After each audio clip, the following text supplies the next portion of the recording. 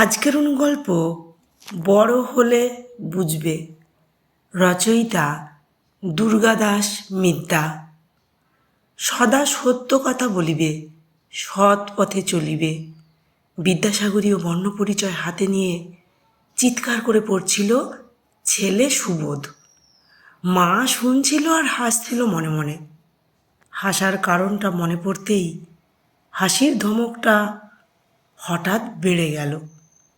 বিয়ের প্রথম প্রথম বিদ্যাসাগরীয় ধ্যান ধারণায় সত্য কথাই বলতে চেয়েছিল রমা, সুবোধের মা।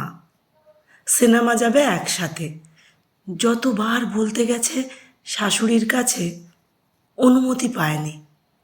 বিরক্ত হয়ে যখন মিথ্যের আশ্রয় নিয়ে বলেছে বাড়ির দরকারে বাজার যাচ্ছি, তখন বাধা পায়নি।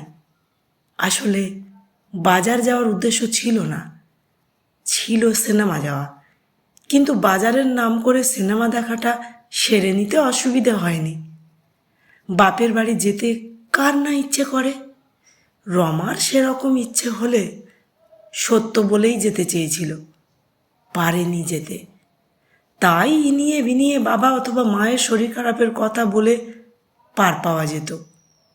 এই সব 7-5 ভাবতে ভাবতে রমা কখন যে সুবোধের কাছে চলে এসেছে বুঝতেই পারে না। সুবোধের ওই পড়াটা যেন রমার কানে বিষ ঢেলে দিচ্ছে।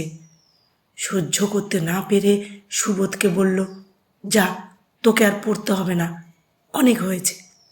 সুবোধ ভ্যাবাচ্যাকা খেয়ে জিজ্ঞেস করল, কেন মা?